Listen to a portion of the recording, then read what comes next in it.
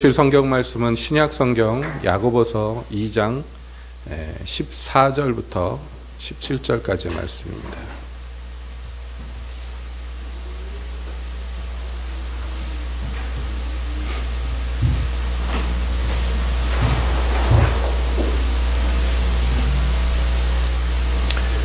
신약 성경 야고보서 제2장 14절부터 17절까지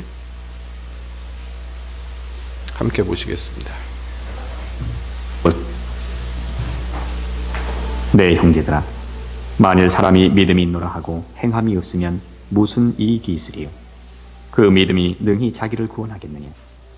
만일 형제나 자매가 헐벗고 일용할 양식이 없는데 너희 중에 누구든지 그에게 이르되 평안히 가라, 더웁게 하라, 배부르게 하라 하며 그 몸에 쓸 것을 주지 아니하면 무슨 이익이 있으리요? 이와 같이 행함이 없는 믿음은 그 자체가 죽은 것이라. 아멘. 하나님, 이 시간 주님의 말씀 듣기를 원합니다. 저희 중에 오셔서 말씀하여 주시옵소서. 예수님의 이름으로 기도합니다. 아멘. 한 주간 평안하셨습니까?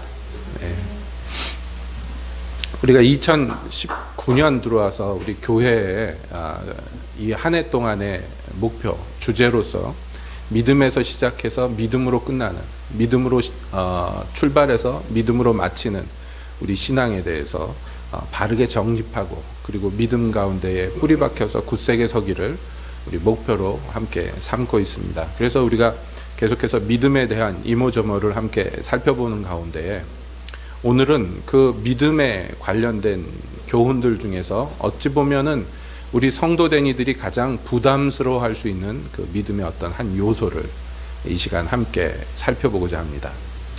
주보를 보시면 알겠지만 오늘의 그 말씀의 제목은 그래서 죽은 믿음입니다.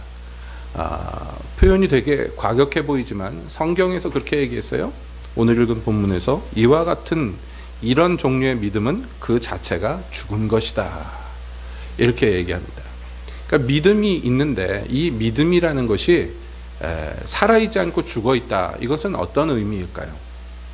우리가 그것을 이야기하기에 앞서서 우선 믿음이 무엇인가를 계속해서 함께 살펴보았는데요. 믿음이 왜 필요한가?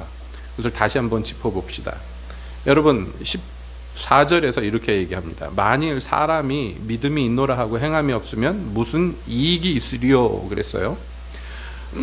그러니까 믿음이 있으면 기본적으로 그 믿음이 우리에게 이익을 준다는 것을 먼저 전제한다는 것을 여러분 알 수 있을 것입니다. 그 믿음이 능히 자기를 구원하겠느냐라고 얘기했어요. 이것은 행함 없는 믿음이죠. 그러니까 반대로 얘기하면 제대로 된 믿음은 자기를 구원한다는 것이에요. 이게 정상이라는 얘기입니다. 그래서 하나님은 이 믿음으로 우리가 구원받는 그 도리를 우리에게 구원의 길로 제시하시고, 그것만이 유일한 구원의 방법이라고 얘기합니다. 왜냐하면 하나님의 앞에서 모든 사람은 일체가 다 죽은 것인데 그 죽음에서 빠져나올 수 있는 능력 자체가 애초에 우리에게 없기 때문입니다. 며칠 전에 그 말씀의 설교 시간에 한번 그런 말을 했습니다만 다시 한번 이야기를 하자면, 그 미국에서 마약 문제가 한참 사회 문제로 대두되기 시작할 때, 과거에 또 미국에 뭐 마약 문제가 없었던 건 아니지만 그것은 정말 소수의 범죄자들 가운데만 있었던 문제였어요. 그런데 20세기 중반을 거치면서 미국 사회에 여러 가지 불안 요소들이 대두되면서 특히 기존 젊은 세대들 가운데 이 마약이 광범위하게 퍼져나갔습니다. 그러다 보니까 이게 사회적으로 문제가 심각해졌는데 소수의 안 보이는 으슥한 곳에서 마약하는 범죄자들은 정말 소수의 문제였지만 이제 이게 사회 전반적인 문제로 퍼져나가면서 그 다음에 어떤 일들이 일어났냐면 이제 마약에 중독된 젊은이들이 그들 중에서 임신하고 아이를 낳는 경우가 나타났어요. 그런데요, 아기를 낳는데 아기가 피부가 파란색으로 돼서 나온 거예요. 이게 청색증, 청색 아이 뭐 이래가지고 나온 거예요. 애들이 피부가 시퍼래 가지고선 태어났어요. 그러니까 이게 정상이겠어요, 얘가? 여러 가지 막 문제가 많아요. 병이 많고, 아무튼 이러다가 금방 죽어요, 애기들이. 그게 어쩌다가 한 명 나오는 게 아니라 많은 아이들이 이 청색증에 걸린 상태로 태어나는 케이스들이 많아진 거예요. 그래서 이게 굉장히 큰 충격을 사회에 줬습니다. 뭐 때문에 이런 일들이 일어났느냐 했더니 산모가 마약 중독인 상태에서 이 아이를 임신하고 출산을 한 거예요. 그래서 그런 아이들을 뭐라고 불렀냐면 코카인 베이비라고 불렀어요. 특히 이 코카인에 중독된 그 어머니들한테 이런 아이들이 태어나서, 그래서 간신히 살려놔도 제대로 성장을 못하는 그런 일들이 너무 많아지고. 제가 이런 이야기를 왜 드리냐면 이것이 마치 우리에게 대한, 우리 인간의 본질에 대한 어떤 좋은 비유라고 말할 수 있기 때문에 그렇습니다. 우리는 스스로 생각하기에 내가 무슨 잘못한 게 있는가, 내가 무슨 그렇게 큰 죄가 있는가, 이렇게 생각할지 모릅니다. 그러나 성경은 이야기하기를 우리가 태어날 때부터 죄인으로 태어났다고 얘기해요. 그러면 아이가 무슨 엄마 뱃속에서 무슨 죄를 얼마나 졌다는 것입니까? 그게 아니에요. 부모가 죄인이기 때문에 그 자녀가 죄인으로 태어나는 거예요. 마치 이 아이들이 아무 죄도 없지만 어머니 뱃속에서 이미 마약에 중독된 상태로 태어난 것처럼, 이 아이들이 왜 피부가 시퍼렇게 태어났는가? 제대로 산소가 공급이 되지 않는 상태에서 마약이 아이들에게 뱃속에서 그냥 흡수가 된 거예요. 태아 시절부터. 그러니까 태어나면서부터 중독자로 태어났어요. 이걸 어떻게 해야 됩니까? 이 아이들이 무슨 잘못을 저질렀습니까? 아닙니다. 그냥 부모가 중독자였기 때문이에요. 우리도 똑같아요. 여러분, 우리에게 왜 죄가 있느냐고요? 우리가 죄인으로 태어났냐고, 왜 태어났냐고요? 우리 부모로부터 죄를 유전받았기 때문에. 그럼 부모님들은요, 그 전 부모로부터 유전받았어요. 그 거슬러 올라가다면 누구까지 나오느냐 하면 최초의 사람 아담으로부터 이 모든 것이 시작됐다고 이야기합니다. 아담이 한 사람이 범죄하여서 그 죄가 모든 사람에게 영향을 끼치게 됐어요. 그래서 아담으로부터 태어난 모든 인간, 모든 인류는 자기가 원하든 원하지 않든 그저 죄 중에 태어나서 죄로 살다가 죄 중에 죽어버릴 수밖에 없는 죄인의 비참함을 갖고 태어났다는 것입니다. 하나님께서 이 인간들을 가슴 아파하셨어요. 이것들을 어떻게 살려보려고 하나님이 계획을 세우셨는데, 그 계획이 뭐냐? 그러면 여러분, 이 청색증이 걸려서 나온 이 코카인 베이비들이 어떻게 하면 살아날 수 있을까요? 자기 힘으로 살아날 수 있을까요? 자기 힘으로는 못 살아나요. 그렇게 병원에서 치료를 해도 이 아이들이 대부분 죽어버렸어요. 간신히 살아남은 애들도 어른이 될 때까지 크지를 못했어요. 무엇이 문제입니까? 골수 깊은 데까지 이 코카인이 박힌 상태로 태어났기 때문에. 우리 죄인인 우리도 마찬가지입니다. 여러분, 아이들을 여러분들이 길러보시면 알지만, 길러보신 분들은 알겠지만 아이들이 얼마나 사랑스럽습니까? 자기 자녀라면 얼마나 아끼고 귀하게 기릅니까? 근데 이 아이들은요, 누가 교육하지 않아도 말하기 시작하면서 거짓말하기 시작하고요, 자기 의견이 생기면서부터 부모에게 불순종하고 거역하기 시작합니다. 누가 교육 안 시켜도 그래요. 여러분, 그래서 아이들을 원하는 대로 그냥 가만히 놔두고 길러버리면 어떻게 됩니까? 다 악당으로 커요. 100%입니다. 자녀 길러보신 분들은 알 거예요. 우리 애는 태어나면서 착해가지고요, 손 하나 까딱 안 했는데 너무 착하게 자랐어요. 그런 애들이 어디에 있습니까? 아이들을 바르게 자라게 하기 위해서, 그래서 부모들이 훈육을 해야 되고 훈계를 해야 되고 교정을 해줘야 돼요. 그래도 바른 사람으로 길러내기가 너무 힘들어요. 왜냐하면 원래부터 우리가 죄성을 갖고 태어났기 때문입니다. 그러니까 여기 계신 청소년 여러분, 내 안에서 왜 불끈불끈 분노가 치솟아오르고 울분이 치솟아오르냐고요? 여러분들이 그렇게 태어났기 때문이에요. 왜 때때로 부모가 꼴 보기 싫고 왜 자꾸 이유 없이 화가 나느냐고요? 세상이 왜 나를 몰라주는 것 같냐고요? 여러분 안에 있는 분노와 여러분 안에 있는 죄성이 여러분을 지배하기 때문이에요. 특히 청소년 시기에는 그것이 더 폭발적으로 일어나죠. 여러분 몸 안에서 호르몬이 마치 불에다가 기름을 부은 듯이 그렇게 여러분을 타오르게 하기 때문입니다. 거기서 벗어났을 때 비로소 그 사람을 어른이라고 얘기해요. 그러면 어른이 되면 똑바로 큽니까? 똑바로 자랍니까? 아닙니다. 어른이 돼도요, 이 죄성이 어디 가는 것 아니에요. 그래서 우리 자녀들이 볼 때 부모들이 정말 엉터리 짓을 한다 이렇게 느낄 때가 있겠지만, 여러분들이 이해해야 돼요. 여러분 부모님들도 죄성을 갖고 태어난 죄인이기 때문입니다. 그러니까 하나님이 이 죄인의 근본 문제를 해결하기 위해서 그러면 어떻게 해야 되느냐? 사람을 때려서 교정할 수 있느냐? 그거 갖고 불가능해요. 그러면 사람이 스스로 착한 일을 할 수 있겠느냐? 그것도 안 돼요. 그래서 하나님이 이것이 옳다, 이것은 잘못된 것이다 이렇게 가르쳐 주기 위해서 법을 제정하셨는데, 그 법대로 살 수 있는 인간이 없는 거예요. 그래서 어떻게 하셨느냐? 하나님이 단 하나의 방법을 선택하셨어요. 누가 우리의 죄값을 대신 치러주는 거예요. 왜냐하면 죄에는 항상 벌이 따라오기 때문입니다. 여러분, 세상 이치에도 그렇죠. 남의 것을 훔치고 사람을 해치면 어떻게 됩니까? 체포되고 재판받고 감옥에 가고 형벌을 받습니다. 죄질이 크면요 어떻게 됩니까? 사형 선고를 받고 사형 당할 수도 있어요. 이게 세상 이치인데, 하나님 앞에서는 물론입니다. 모든 사람들이 죄를 범하였음에 모든 사람이 심판에 처하게 되어버렸어요. 그것도 그 심판이 누구의 심판이냐면 하나님의 심판을 받게 됐어요. 그래서 하나님은 거기에서 건지시기 위해서 대신 심판받을 자가 필요했어요. 우리 대신 벌을 받아줄 사람이 필요했어요. 그런데 사람 중에는 없는 거예요. 왜냐하면 너나 할 것 없이 훌륭하든 또는 악하든 상관없이 모든 사람이 다 근본 죄인이기 때문에 누가 누구를 대신할 수가 없는 거예요. 그래서 단 한 분 의인이 필요했는데, 그 의인이 이 땅에 오시기 위해서 하나님의 아들이 인간이 돼서 오시는 수밖에 없었던 거예요. 그래서 그분이 우리의 모든 죄를 대신 짊어지고 형벌을 받았어요. 십자가에 못 박혀 죽은 것은 예수님이 단지 이 세상에서 심판을 받은 것이 아니라 하나님께 심판을 받아서 형벌을 받은 것입니다. 우리는 그것을 알지 못했어요.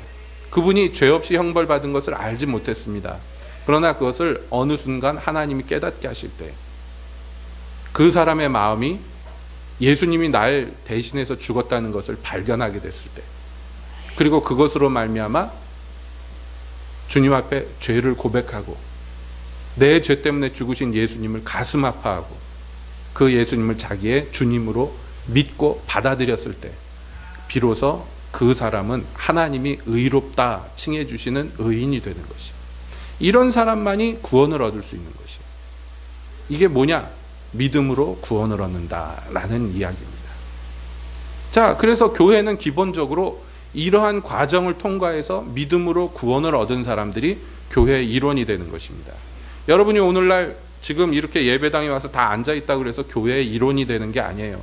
그것은 그저 외형적인 교회의 일원일 뿐입니다. 진정한 교회의 일원은 하나님이 인정하는 사람만이 교회의 일원이에요. 누가 하나님의 인정을 받느냐? 예수님의 피가 뿌려진 사람, 그 피의 값으로 거룩함을 입은 사람, 이것을 성경에서는 비유합니다. 흰 옷을 입은 물이다. 그런데 그 흰 옷은 무슨 어떻게 하다 휘어졌느냐? 주님이 주신 옷인데 그 옷이 휘어지게 된 것은 어린 양의 피에 빨았기 때문에 희게 되었다라고 계시록에서 우리에게 비유와 상징으로 설명해 줍니다.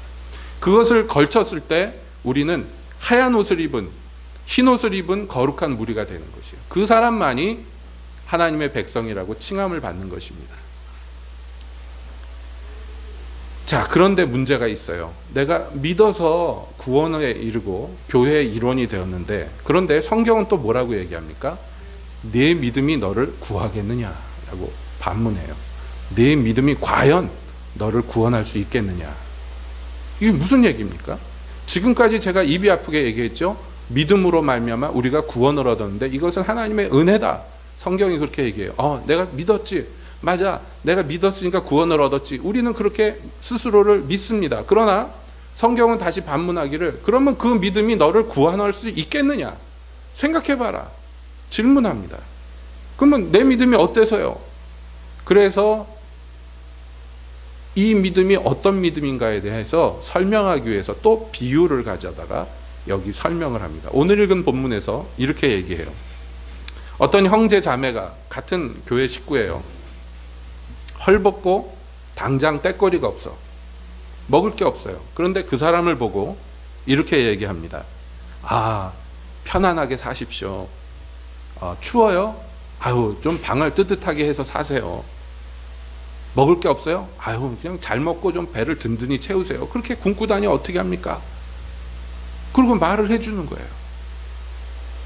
그리고는요, 실제로 먹을 것을 주거나 입을 것을 주거나 땔감을 주는 게 아니에요. 그냥 말을 그렇게 하는 거예요. 말을.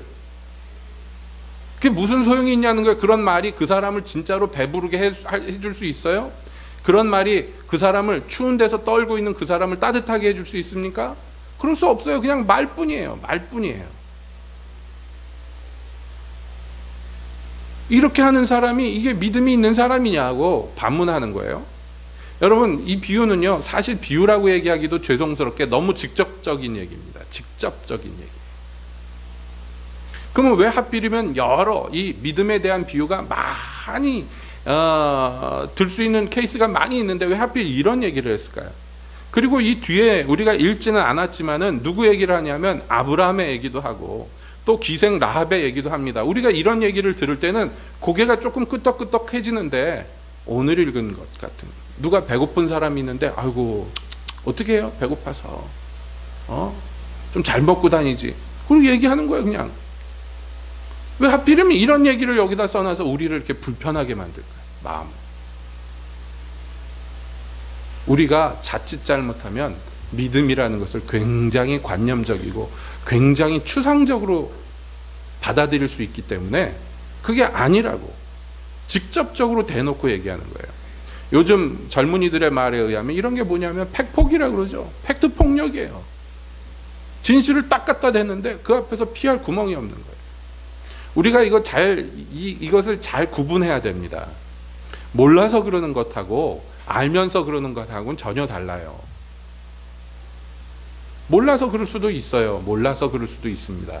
한 번도 굶어본 적이 없는 사람, 한 번도 먹을 것이 떨어져 본 적이 없는 사람은 그래서 이 세상에 먹을 게 없어서 굶는다는 이 사실을 전혀 이해 못하는 사람은 이렇게 얘기할 수도 있어요. 그럴 수 있냐고요? 그런 얘기들 여러분 들어보셨잖아요.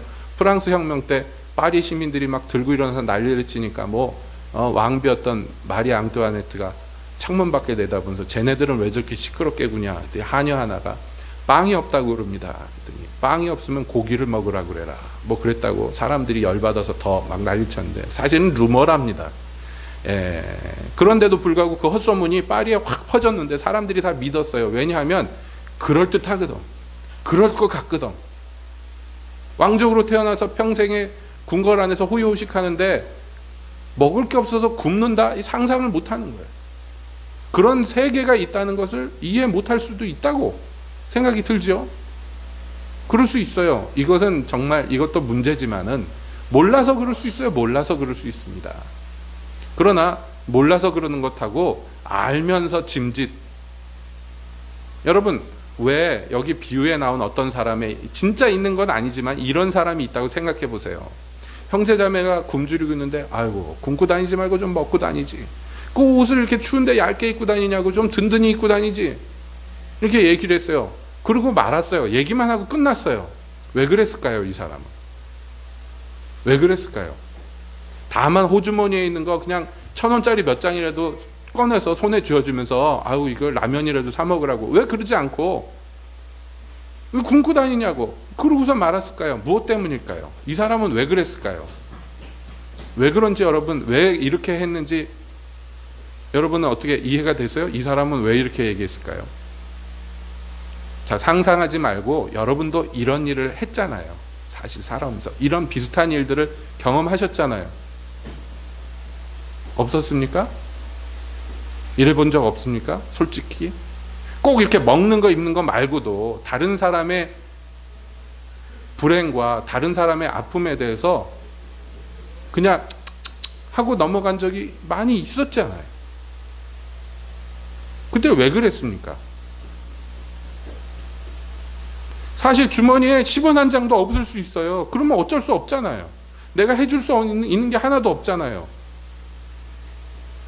그래서 안타까운 마음에 이렇게 얘기했다면 뭐 어쩔 수 없는 것이겠죠. 그러나 내가 조금이라도 도울 수 있었는데 그냥 눈 질끈 감고 좋은 말 몇 마디 해주고 넘어간 것은 무엇 때문일까요? 여러 이유로 설명할 수 있습니다만은 핵심을 얘기하자면 뭐냐면 지금 굶고 있고 지금 추위에 떨고 있는 그 형제 자매를 사랑하지 않기 때문이에요. 이유는 그것입니다. 여러분 자녀가 그러고 있으면 여러분이 아이고 좀 먹고 다니지 그러고 말았겠습니까? 아니면 밥이라도 차려줬겠습니까? 등짝을 후드려 패면서 굶고 다닌다고 구박하면서 억지로라도 먹이려고 그랬을 거예요. 왜냐하면 마음이 땡기니까요. 여러분 여기에서 이렇게 말만 하고 넘어간 사람은 그게 죄다 아니다 그 문제가 아니에요. 이것이 비유로 등장한 이유는 분명합니다. 이 믿음이 말이에요. 행함이 없으면 죽은 거라고 얘기했는데 왜 행함이 없는 믿음이라는 게 존재할까요? 무엇 때문일까요? 믿음이라는 껍데기는 있는데 왜 그 알맹이는 없는. 그래서 26절에 보면 이렇게 나왔어요. 영혼 없는 몸이 죽은 것 같이 행함이 없는 믿음은 죽은 것이다. 왜 이런 믿음을 죽은 것이라고 얘기했느냐 하면 그 안에 뭐가 없기 때문이에요. 껍데기만 있기 때문이에요. 마치 사람이 영혼이 없으면 그 뭐 몸뚱아리가 멀쩡해도 그건 죽은 거잖아요. 여러분 영혼 없는 육체를 시체라고 그러잖아요. 죽었다고 그러잖아요. 눈, 코, 입이 다 있고 손가락, 발가락이 다 있어도 그거 죽은 거예요.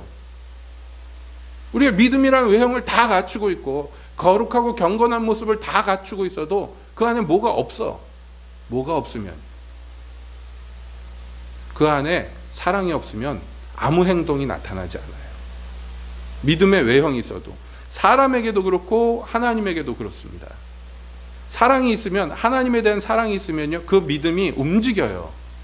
행동한단 말이에요. 그래서 성경에서 뭐라고 얘기합니까? 할례나 무할례나 아무 쓸모가 없고 오직 사랑으로 역사하는 믿음뿐이니라 그랬어요. 사람을 구원하는 것은 외형적으로 할례를 행했느냐 안 했느냐 이런 문제가 아니라는 거예요. 그것은 믿음이 그 사람을 구원하는데 그 믿음은 어떤 믿음이다? 사랑이란 이유 때문에 작동하는 믿음이다라고 얘기해요. 사랑으로 역사하는 믿음이라는 의미가 그것입니다. 이 믿음만이 사람을 구원해요. 근데 왜 작동을 안 하느냐? 이 믿음이 멀쩡한 모든 기관을 다 갖추고 있는데 왜 작동을 안 하느냐 하면 사랑이란 게 없으면 그래요. 왜 몸이 안 움직여요? 영혼이 빠져나와서 그래요. 그래서 죽은 거예요. 그래서 죽은 믿음이에요. 여러분 아브라함의 예를 이제 예로 들었습니다. 아브라함의 믿음이 그에게 의가 된 것은 그가 그 믿음으로 행동했기 때문이 아니냐고 얘기해요. 하나님이 100세 때 낳은 귀한 아들 이삭을 바쳐라, 제물로 바쳐라 그랬는데 거기에 대해서 이런 방구 말도 없이요. 아브라함이 그 말 듣자마자 그 다음날 새벽 밤에 그 얘기 듣자마자 해 뜨기 전에 출발합니다. 아침도 안 먹고 출발했어요. 자식 데리고 장작을 나귀에다 싣고 한 손에 횃불을 들고 종 한 명과 함께 셋이서 하나님이 지정한 산으로 가는데 한 번도 머뭇거리지도 않고 뒤돌아보지도 않고 갑니다. 세상에 이렇게 무정한 아버지가 있을까요? 아닙니다. 이 자식을 자기 목숨보다 더 사랑해요. 아브라함이. 그런데 왜 그렇게 했을까요? 왜 그런 행동을 했을까요? 산 밑에 종을 내려놓고 아들과 함께 횃불을 들고 장작을 그 아들 등에 짊어지게 하고 산으로 올라갑니다. 아들이 물어봅니다. 아버지, 장작도 있고 불도 있는데 재물 어딨나요? 재물은 어딨나요? 하나님이 준비하셨단다. 그리고 데리고 올라가서 장작을 쌓아놓더니요, 아들의 손발을 묶어서 그 위에다 눕혀놓고요, 칼을 뽑아가지고 이제 아들을 쳐서 죽이려고 해요. 이건 뭔가요? 미친 건가요? 사이코패스인가요? 이런 아버지가 세상에 어딨나요? 근데 하나님이 그것을 멈추게 한 다음에 아브라함에게 뭐라고 말씀하셨느냐 하면, 아브라함아, 네가 과연 내 독자, 내 장자 이삭보다 나를 더 사랑하는 줄 내가 이제 알았다라고 얘기하셔요. 아브라함이 그렇게 행동한 것은 하나님을 아들보다 더 사랑했기 때문이라고 얘기했어요. 하나님은 아, 너 믿음이 좋구나 그렇게 얘기하지 않으셨어요.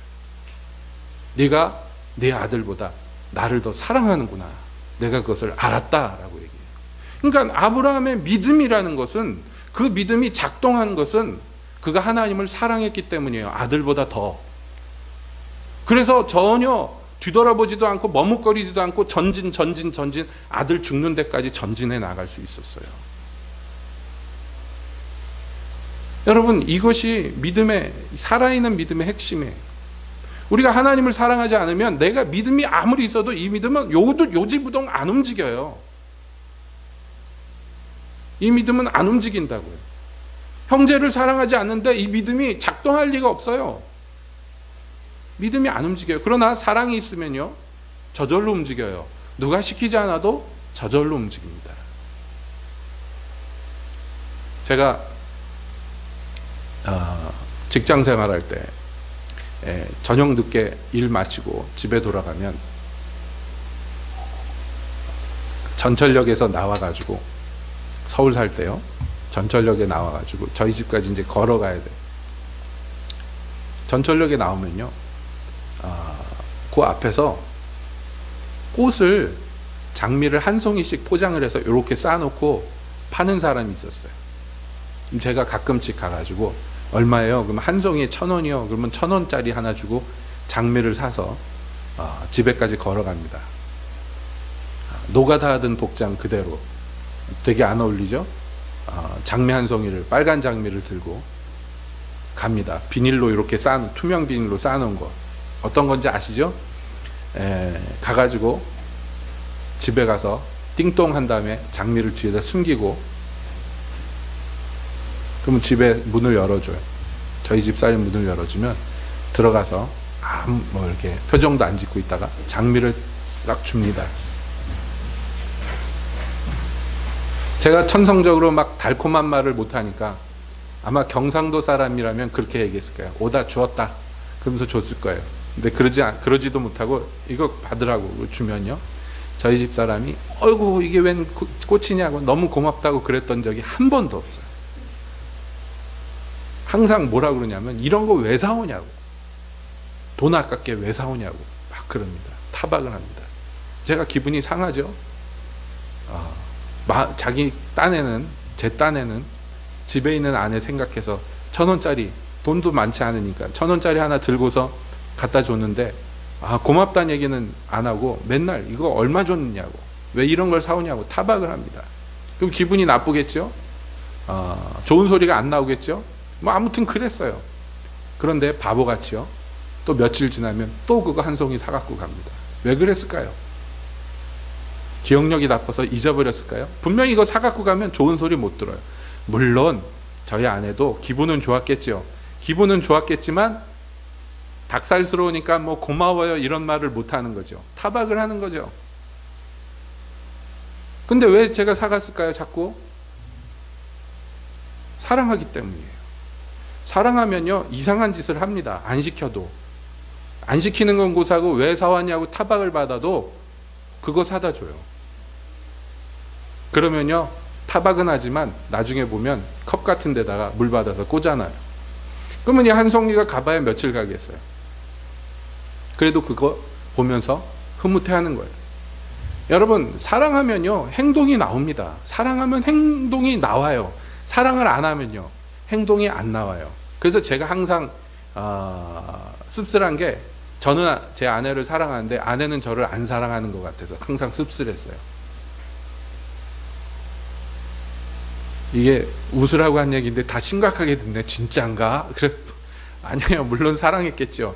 근데 언제 그렇게 느끼냐면, 제가 밥을 못 먹었어요. 근데 관심이 없어. 밥을 먹었나, 저 사람이 밥을 안 먹었나, 저희 집사람이 관심이 없는 것 같을 때 저는 그게 속상해요. 밥을 안 차려줘서 속상한 게 아니라 관심이 없는 것 같아서. 난 배고픈데 배고프냐고 물어보지도 않아요. 그게 제가 잘못한 거예요. 신혼 때부터 제가 잘못했어요. 배고프면 알아서 해먹고 살아가지고 아주 버릇을 나쁘게 들여놨어요. 왜냐하면 제가 해먹는 게 더 맛있으니까 자꾸 제가 해먹다 보니까 안 해주는 게 버릇이 돼가지고 그런 거예요. 사랑이 있으면 액션이 나오기 때문에 그 행동을 보면서 아, 나를 사랑하는구나, 그렇게 느끼는 거죠. 여러분, 사람 사는 게 그래요. 근데 우리가 주님을 섬기는 것도 마찬가지. 어떤 사람이 주를 막 열심히 열정적으로 섬겨요. 그러면 대부분 그 사람이 아주 막 가식적인 사람 아닌 다음에야 그 안에 뭐가 있기 때문이에요. 뭐가 있기 때문입니다.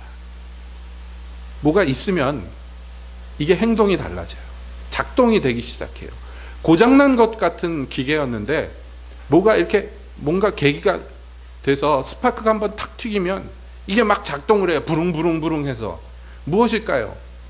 주님을 향한 사랑이 생겼을 때 뭔가 계기는 있었겠죠. 뭐 예배 시간에 말씀을 듣다 은혜를 받았든지, 혼자서 기도하다가 무슨 뭘 깨달았다든지, 은혜를 받았다든지 뭐가 있었겠죠. 그러나 뭔가가 아무튼 시작이 된 게 있어요. 그런데 분명한 것은 이 안에 사랑이란 게 있을 때 그 믿음이 움직인단 말이에요. 그러니까 죽은 믿음이란 건 뭐냐? 결국엔 믿음이라는 모든 요소를 다 갖췄지만 단 하나, 사랑이 없었다는 거예요. 사랑이 없으면 저 사람이 굶고 있어도 그게 마음이 아프지가 않은 거예요. 그냥 안 됐다는 마음은 들겠지. 그러나 그렇다고 해서 내가 뭘 해주고 싶고 이런 마음까지는 안 드는 거예요.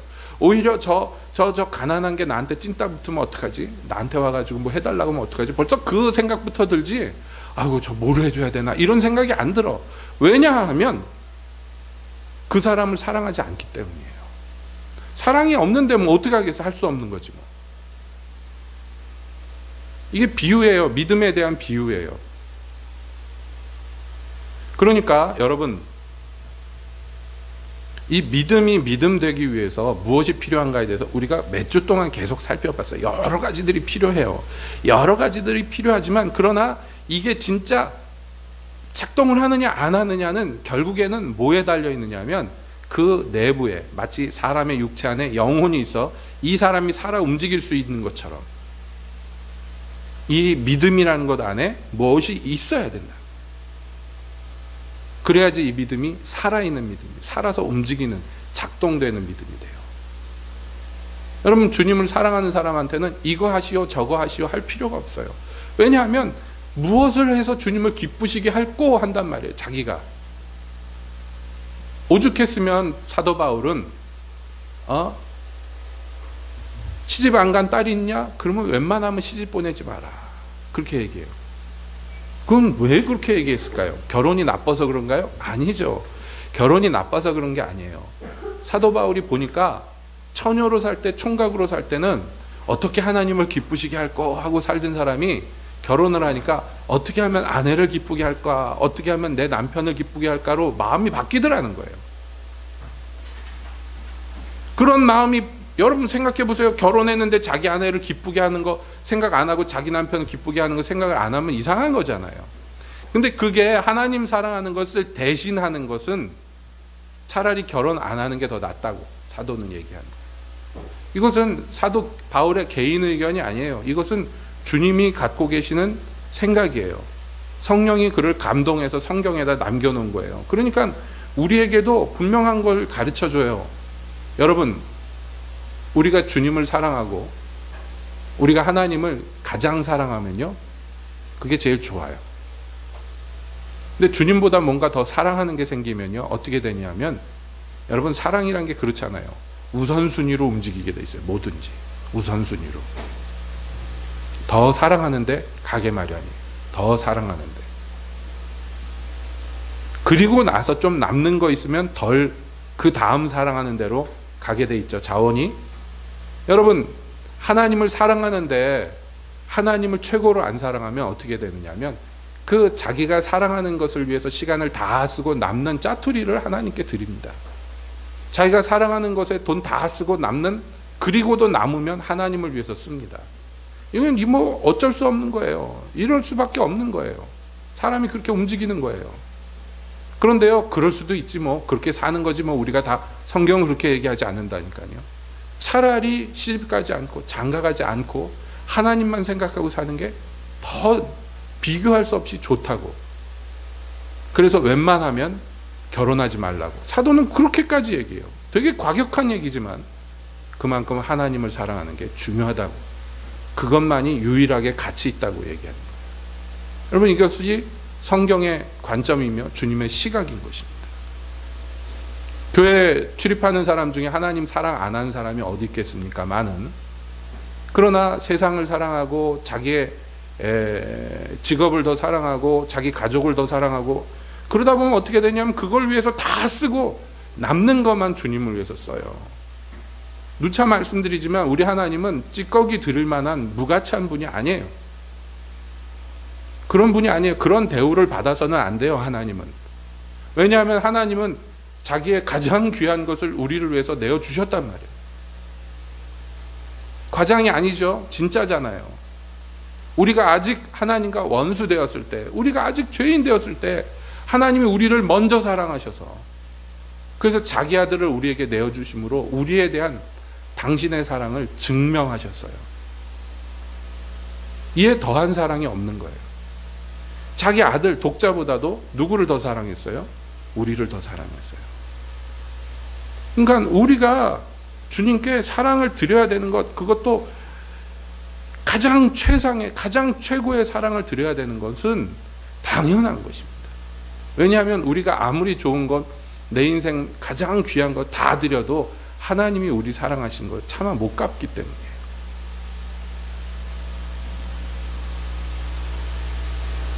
그렇기 때문에 여러분, 오늘 이 시간에 다시 한번 여러분, 주님의 말씀을 여러분에게 권해드립니다. 여러분의 믿음이 살아있는 믿음이 되게 하십시오. 어떻게 해야지 살아있는 믿음이 됩니까? 오직 사랑으로 역사하는 믿음만, 살아있는 믿음. 내 안에 주님을 향한 사랑이 없으면, 옛날에는 있었는데 꺼졌으면 여러분 그러고 그냥 살면 안 돼요. 죽어요. 그렇게 하면 여러분 믿음이 죽으면 여러분도 죽는 거예요. 그 믿음이 너희를 이익되게 하겠느냐? 그 믿음이 너희를 과연 구할 수 있겠느냐? 그런 믿음이 너희를 과연 구원하겠느냐? 오늘 사도는 성경을 통해서 우리에게 질문하는 거예요. 과연 그렇다고 생각하느냐고. 아닙니다. 그 믿음은 여러분을 구원하지 못해요. 왜냐하면 죽은 믿음이기 때문에. 그 믿음 갖고는 안 돼요. 죽은 믿음이기 때문에. 여러분 안에 믿음이 있는 것 압니다. 그 믿음 안에 주님을 향한 사랑이 있는지, 형제를 향한 사랑이 있는지 매일매일 우리가 점검해 봐야 돼요. 여러분 자동차 운전할 때 연료 게이지에 불 들어오면 어떻게 합니까? 불 들어왔네? 그러고 계속 몰고 다닙니까? 아니죠. 누가 그러겠습니까? 그렇게 안 해요. 당연하지만 주유소 가서 기름 넣을 거예요. 당연하지만. 그 이상한 게 아니라 상식적인 것이. 여러분 우리 신앙도 마찬가지예요. 우리 사랑을 잃어버리면 다른 게 100가지 1000가지 있어도 아무 쓸모없어요. 왜냐하면 죽은 거니까. 죽은 거니까. 여러분 이집트 피라미드 뭐 이런 데 안에서 왕의 무덤을 어떻게 발굴해가지고 거기 보잖아요. 황금으로 만든 마스크를 쓰고 황금으로 만든 관 안에 시체가, 미이라가 누워 있잖아요. 세상에서 가장 귀한 것으로 치장해 놨지만 그건 시체예요. 송장입니다. 아무리 아름다운 것으로 치장해 놔도 죽은 것은 죽은 것이, 유일하게 가치 있는 것은 살아있는 것인 것을 잊지 마시고, 바라건대 우리 새빛교회 출입하는 모든 분들은 어른아이 할 것 없이 여러분 믿음이 살아있어서 작동되며 그 작동되는 믿음으로 구원에 이르는 은혜가 있으시기를 예수님의 이름으로 축복드립니다. 기도하겠습니다.